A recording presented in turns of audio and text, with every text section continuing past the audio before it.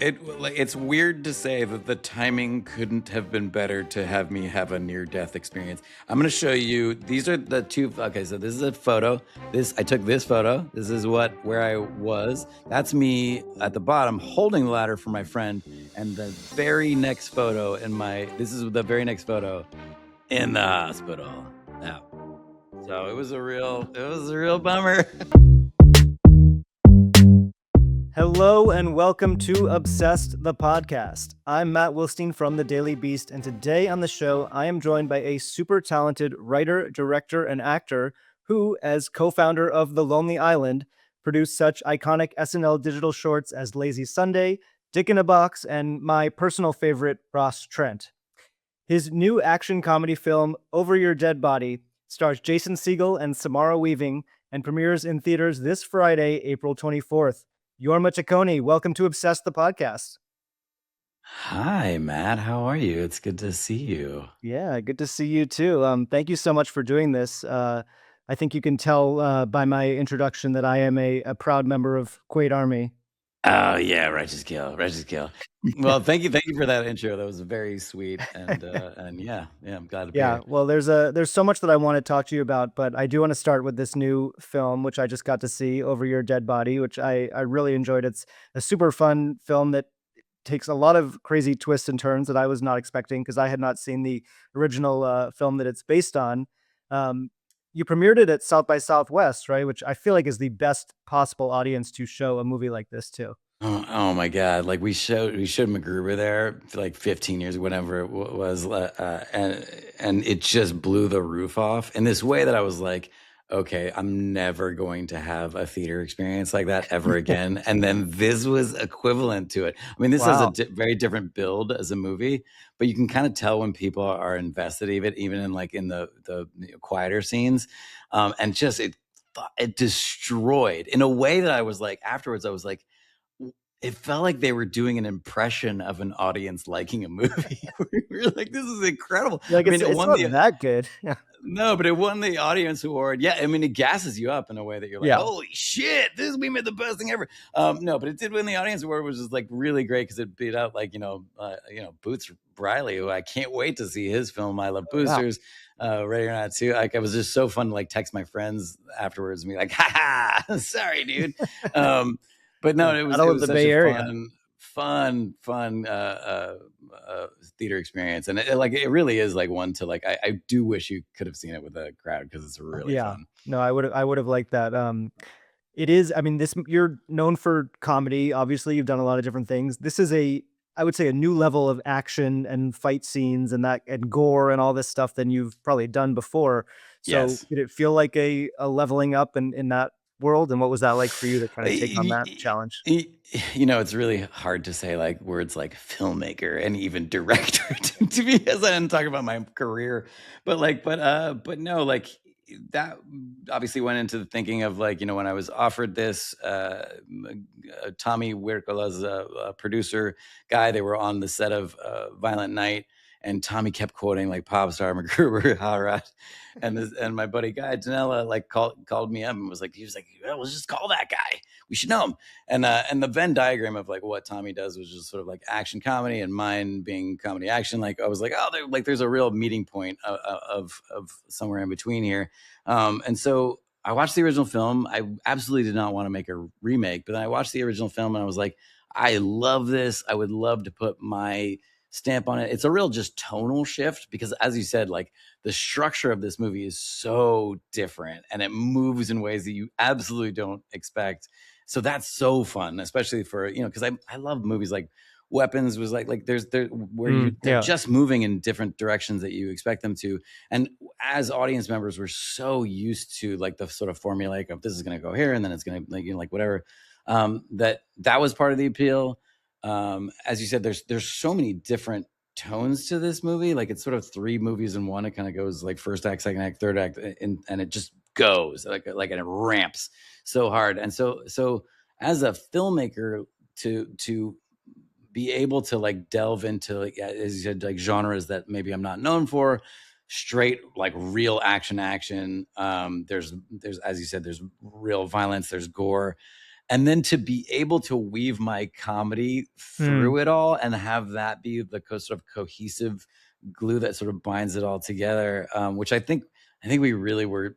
If I'm being like, I think we were really successful, and I feel really good about, Yeah. like, Tommy fucking loves the film, which was like a big stamp of approval to me. Of just like, so to make something that I genuinely like as much as the original was like a real, it was just the challenge of doing all that was so fun for me. And then honestly, there's real, like, kind of emotional acting scenes in this movie. Mm-hmm. Well, And you so have that two was really very good fun. actors to pull them Very off too, good. at the center of it. Yes. Yeah. No, Samara and Um, Sam are great. And then, Timothy Oliphant and Juliette Lewis and Paul Guilfoyle and Keith Jardine, who's, I think, honestly, like, he's a former MMA wrestler, but like he brings a real awesome vibe to this movie, and it was really good. So yeah, it was an awesome team, man.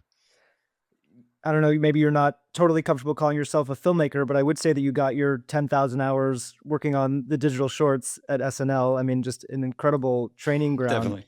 Definitely. Are there things that you developed or learned or figured out making those short films that you still rely on, still think about when you're making these much bigger scale projects? I'm so lucky to have been like exposed to so many different things in my career and worked on so many different kinds of things. And then, yeah, as you said, like, in terms of comedy editing, that 10,000 plus hours is way more than that now. Like, yeah, there's so many things that you learn about comedy timing that are just now ingrained in you. And so, and what was nice about this film is that all of those things came into play, right? Comedy editing is very similar to, honestly, action editing, because there's always a punchline that, like, Mm. whether that's like a punchline of violence is very similar to a punchline of a joke. And so that was incredibly helpful, obviously. The gore thing was a whole sprinkle on top. It was really fun. And we're using gore, honestly, in a way that I think is really fun. Like, I've had many people be like, I don't like gore. And this was hilarious to me. Like, my mother and mother-in-law were like laughing at some of the illest, but it's because we're sort of doing it with a humorous Yeah. bent that I think is really fun. And then on the opposite end of that, it was really fun to make to shoot real scenes and let the actors be in it and not be overly prescriptive, and let moments happen and sort of guide in a more subtle way than I think you do with comedy. And so, like, yeah, it flexed all muscles, and that was really the reason I wanted to do the film. So, as a dedicated listener to the Lonely Island and Seth Meyers podcast, I know that Yes, you were thank you. you were in Finland shooting this film, which I'm the is best character on the pod, right? yeah, right, yeah, especially when you were in Finland unavailable for most of the episodes. Yeah, when I Um, when I hopped on drunk with Timothy Oliphant, that was fun. um, so you're shooting Finland for upstate New York, I believe. Yes. Yeah. What does that tell you about the state of the film industry in It's 2026? well, here we like first of all, shout out Finland, and the film industry there was like, we had the best of the best. It was awesome.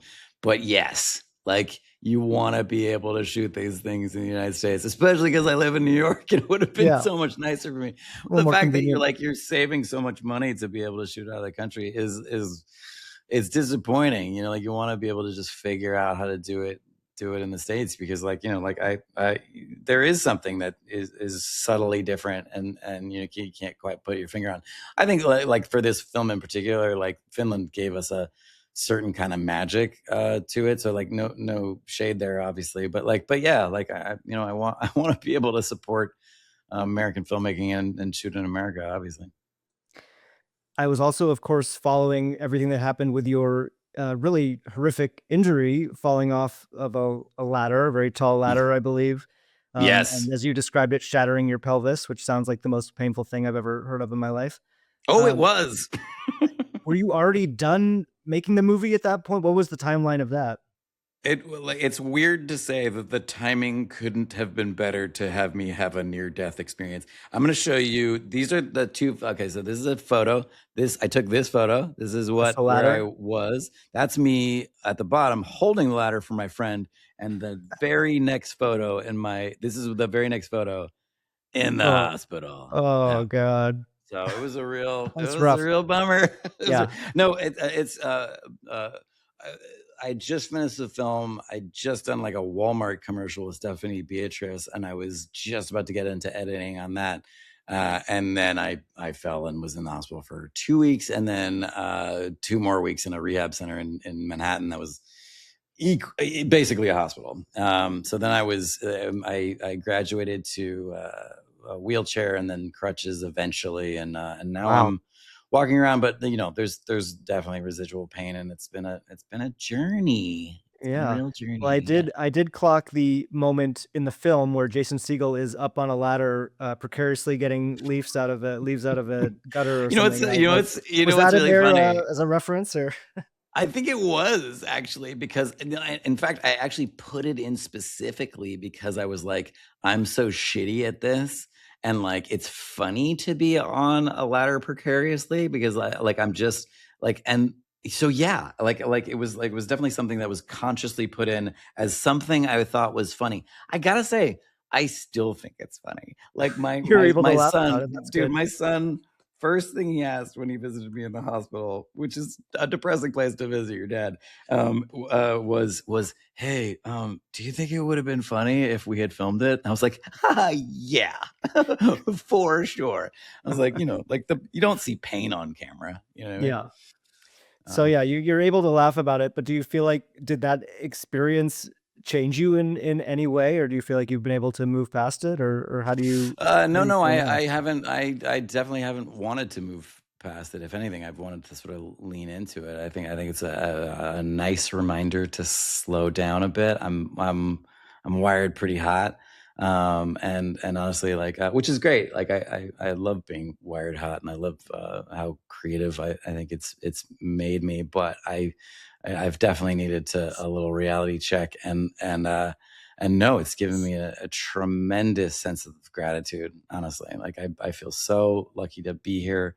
I didn't even realize how dangerous it was until like about a month in. We were like looked at it and I was like, oh, it's like 20 to 40% on the open book fractures of mortality rates. And like you Jesus. can, oh, there's so many like extracurricular problems for most people. It's like 50-50 on like incontinence, it's 50-50 on like impotent. Like it's like I'm like I Yeah. got unbelievably lucky on every turn, and I have pain. I got to deal with that. I have nerve damage in my foot. Like it is what it is. Like it's all a reminder of slowing down and thinking things through a little bit more. And honestly, like I the moment I fell, right, I never lost consciousness. Screaming for an ambulance immediately. My legs are intertwined in the rungs of the ladder. I know I feel like a bag of bones, literally like floating. And then that was confirmed by all the surgeons later of like, yeah, that's what it was. Your pelvis wasn't attached to your spine. Like, and so the moment I'm getting pulled out, I know this moment's coming that the EMTs are going to be there and graciously remove me from the ladder. And just like pain that, I mean, I'm sure like you pass out from pain after this. So there's more levels to it, maybe, but like it certainly felt like I was maxed out. And then anytime I got moved that day was just horrifically, I go to, if you want to hear about this, I go to First Hospital in Waterbury, Connecticut, 45-minute drive. I'll get to the question that you asked in this moment is that first ambulance, I am on pain meds and the guys are like, how you feeling? I'm like, bad. This is really bad. Like even on these pain meds. And they were like, well, we have ketamine. And I was like, well, yeah, give me whatever, man. Yeah, And I'll like, take anything. and so the moment I did that, like I'd already sort of had this perspective weirdly, but the moment I was like in a different plane, I was like, you know what? This is all part of the journey, and I'm gonna experience this. I'm gonna go through this, and I'm gonna learn from this experience. Mm, But then the rest of the day was like just comically painful. yeah. Like every time because you have to get moved for like X-rays, for MRIs, for and each time, you know, when I'm stable, I'm like joking around. I keep talking to the doctors. Me and my wife keep talking to the doctors about like, can I still look like Jeremy Allen White? Nobody finds this funny except for us. So like for Jeremy Allen White from his Calvin Klein ads, if you listen to our podcast, he's mentioned a lot. I've since decided to look like Jeremy Allen White's dad, but which is just a more realistic goal. But so I'm joking around any chance I get, I'm joking around. And then the moment that they move me, I think it's a shock to people because I'm going from like to like fuck, kill me, so it was a wild day, which ended that first day. I get transferred to Waterbury. It's a trauma 2 hospital. I have to get trauma 1 because it's too extensive of an injury. I get sent to Yale, which is great, but like I'm just now waiting for surgery. And the end of that first day was me like delirious, looking up at like a young doctor. Everyone's like 26, whatever, and this young dude just with a drill, just drilling through my femur, just being Oh, like, because I'm getting traction. I'd like to be able to put the pins in, put the clamp over the pin, and then pull my leg with like a 20-pound weight. And then the rest of the time, like I'm waiting for surgery. Like I'm having all these groups of students come in, like residents, like come in to like check out traction because they're like, oh shit, it's World War, it's like the Civil War in yeah. this piece. So it was a wild experience, and honestly, like what I've gotten out of that is just pure gratitude. Yeah, well, having gone through that, I feel like the intense gore of your film is like nothing. I know that I didn't have bones sticking out, dude. Like Yeah. it Yeah, wasn't very. there's some pretty intense stuff in the film. No, Uh, there's yeah. well, it didn't keep you away from the podcast for too long. You were back pretty quick. Have you been surprised at the intensity of the fan engagement on this podcast and how dedicated people are to every Oh, move that you guys are making and P- it's yeah. been yeah, it's been really overwhelming. Like my mom was actually like leafing through some of the letters I was sent.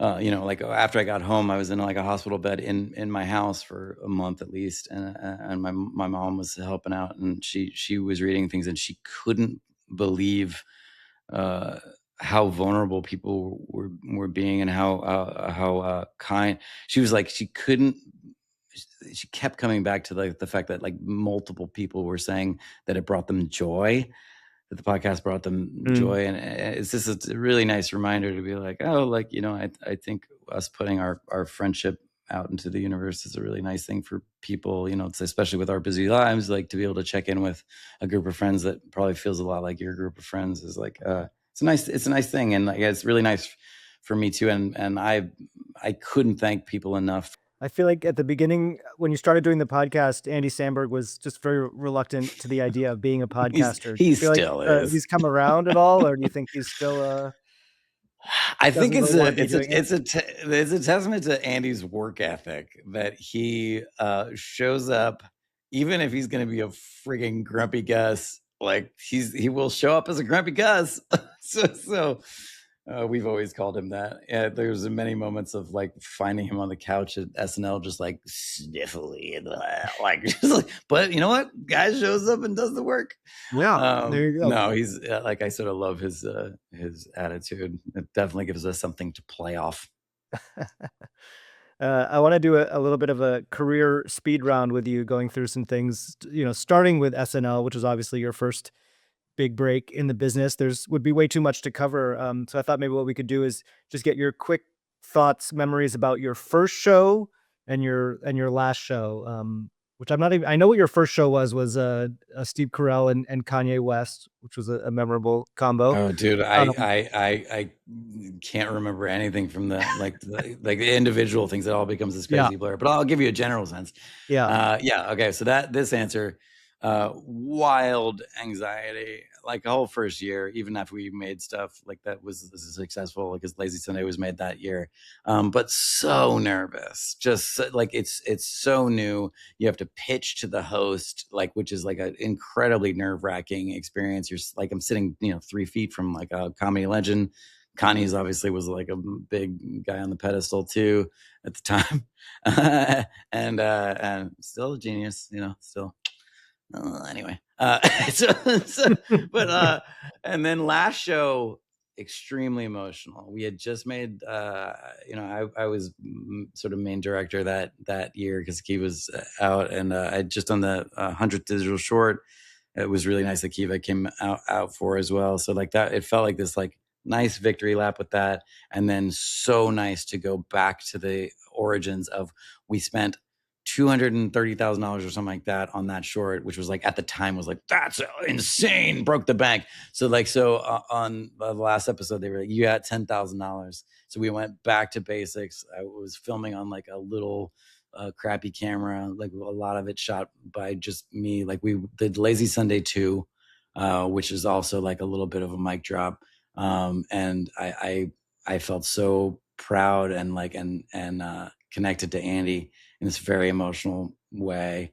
It was a real rite of passage to be there, and yeah, very emotional. And then you got to come back for SNL 50 and do this Yes, insane performance at Radio City, and I'm just wondering what stands out from that because there were just so many the crowd just for me, watching the crowd on TV was, like, so fascinating just because like, every single person in the crowd was a celebrity, and, yeah. all of the musicians that were there, and, did you have any particularly surreal moments that night? Surreal moments were actually in the rehearsal process for me because it was like, having Gaga learn Dick in a Box was just a funny experience to be like, this phenomenal artist is sitting there like really getting granular with like, oh, the notes go this way. Mhm. It's so incongruous to be like, to spend time on something so ridiculously base. But that was great. Bad Bunny in the room, love that dude. And honestly, like just him like the most ridiculous operatic doing like, oh, I just had sex, was just like, this is wild. Like it's always, we've had so many like pinch me moments together as a group, like performing on the Oscars together backstage, like looking at each other like, holy shit. Is it like, it's wild. We're friends since we were 12 in Berkeley growing up, where you are, shout out. Yeah. And so to still be doing it, to still be doing it together, loving each other, is just like, yeah, there's just something that's crazy. I miss Kiev. I missed Kiev. He couldn't come out for that, and Yeah. that was unfortunate because like it's so the three of us, and there's, it needed to be the three of us, but whatever. Wanna touch on MacGruber, which was you mentioned, but was your first movie that you directed, I believe, and was, Yes. something that originated with you, the idea. Um, Mhm. I talked to Will Forte not too long ago and mentioned to him that MacGruber 2 is still on his IMDb page and yours, and he basically Well, said, "No, that's not happening," but I wanted to ask you as well, What's is what's MacGruber really nice what's really nice about this day and age is if you say something as a joke in public, like no one's gonna do the research. They're just gonna fucking put it out there. I Yeah, literally like John, the comedian John Glazer, yeah, like as a joke, said that he came out in like a neon outfit onto like one of those like late night talk shows and like said that he was making a show called Neon Joe Werewolf Hunter or something, like, and yeah. he sold it as a show, just saying Yeah. it. Like Well, you're that's like, maybe that's so all it takes. it's sometimes you just gotta manifest, and no, I actually wrote a draft of MacGruber 2, which is sort of the plot of Speed, like, one of those like, if you don't make it to the bomb by this time, then this is gonna happen, kind of like, like Die Hard 3. I hate those plot, like I love it in Speed, but like in Die Hard 3, I'm like, God fucking this. And so it's just a thing in MacGruber in San Francisco where he's been told what to do and he's just ignoring that plot. He's like, no, thank you. And then it kind of ends like Skyfall. No, it was really fun to write that, and that was really just like to get it off the ground, and we pitched to Netflix and they offered some money, but it was too low to do. Mm, I actually don't think it's an impossibility. I think that we're always trying to do something different though, and that's the same with mhm. Lonely Island. So I would say that we're probably closer to trying to make a Broadway musical Oh, than do that. alright, But I love the idea manifesting that of, now. oh, I love the idea of like MacGruber like really belting out heartfelt lyrics about his painful desire to throat rip everyone. One of the first non-Lonely Island things you did after SNL, I believe, was Girls, which is Oh yeah, never yeah. not in the news. You played, the artist, Booth Jonathan, very, infamously. Um, Uh-huh.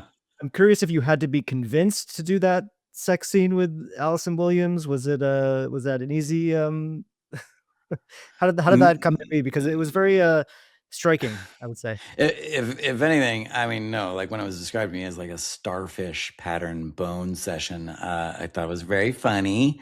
It was very nice that it was with Allison, who is a pal, and love her dad as well. And so like, Not so who awkward. wrote me a very hilariously sarcastic, faux angry email about how dare you defile my daughter, or like whatever he said. It was really funny. He's a surprisingly funny newscaster. But for those of you know Allison Williams' dad is Brian Williams of Yes. NBC fame. So that was really fun to like do in a very trusting environment with Allison, because we are pals. Because it's a weird thing to do, any kind of sex scene almost nude with someone.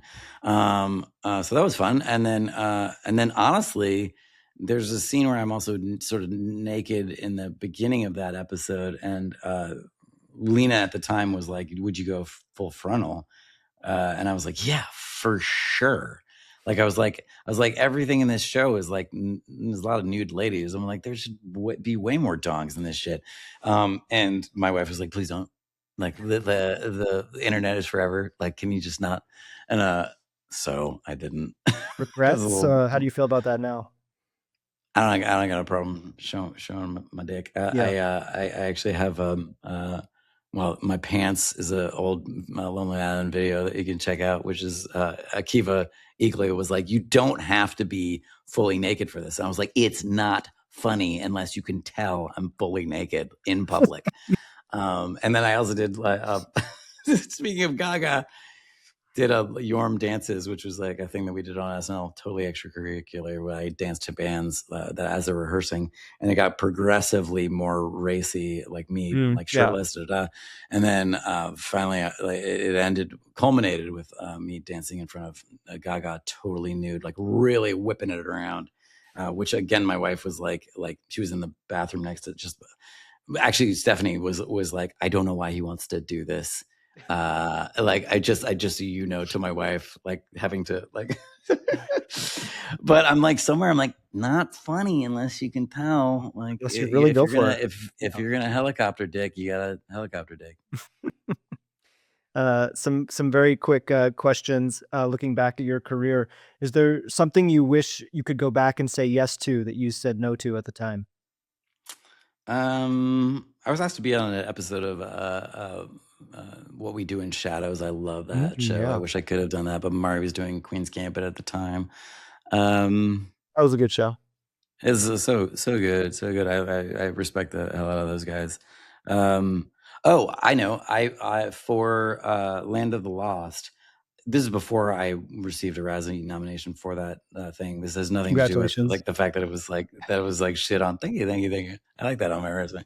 But I had wanted to be credited as Jorma Taccone for that, and my manager at the time said that was the dumbest idea she'd ever heard, and I was like, yeah. I was That's like, why I want to do it. it's very funny to me that we all are so obsessed with our names and credit. Hmm. I'm like, who gives a fuck about Yeah, any of that? Like, I don't even need credits on a movie. yeah. Like And you're then just you're like, afterwards, yeah. is your manager like, yeah, actually, that was a good idea. You should have done that. That's what I said after. I was like, oh, see, Jeremy Paccioni would have been pretty good.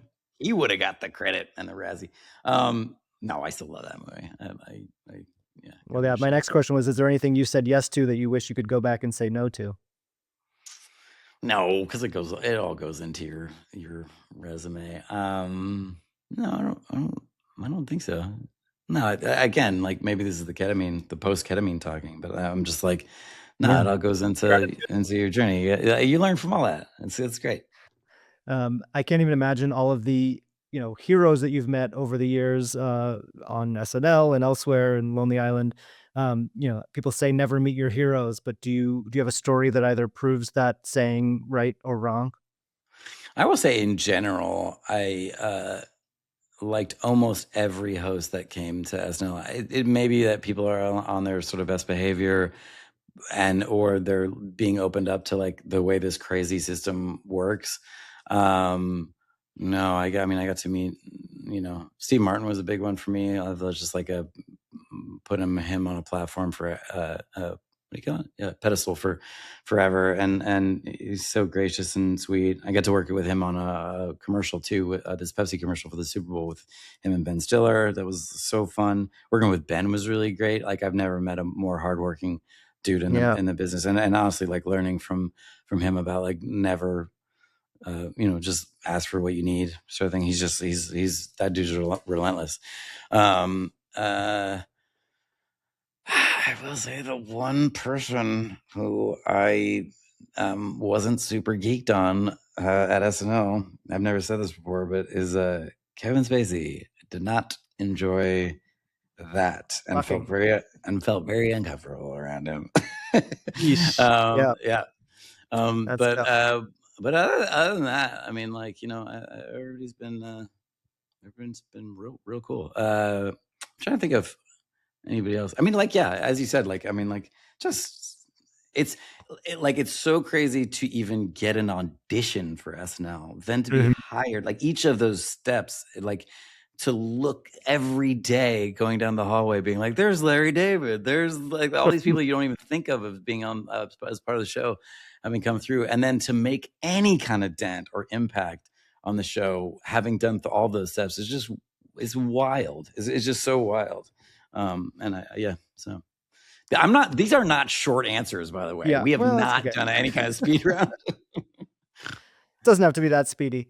I do have one final question, which is there a story that makes you laugh now, but really wasn't funny when it happened from your career? I was just gonna say me falling off the ladder. Yeah, well, there you go. Maybe that's it. This is probably the biggest one. God, it wasn't funny at the time. I think that I feel really grateful about this, but I think the beginning of SNL was hard for us in terms of, or hard for me in particular, because it sort of is like the moment that you get pulled apart as a group, because we were all sort of like on one plane, and then Andy's, sort of becoming pretty famous, and keeps kind of getting all the credit for directing, and I'm kind of this having to figure out who I am in this dynamic. So I think it was that's just particular to my own kind of situation. But I also feel really grateful for everything we got through, and I think that this, being in Hollywood is a wonderful kind of constant ego check. I'm not gonna say it's wonderful. It's brutal. Like it's like, because it's all this stuff of like, you should want this. It's like you're trying to figure out your own wants, because it's like, and this is like America in general sort of thing, but like trying to figure out what it is that you want in a system that's telling you that you should want A, B, or C. And so like I'd say like, yeah, it's just trying to figure out like what it is you care about, what your own ego is, but I really I don't know. It's a daily operation, as Gangstar would say. Well, thank you so much for doing this. Over Your Dead Body premieres in theaters this Friday, April 24th. It's a great film people should check out.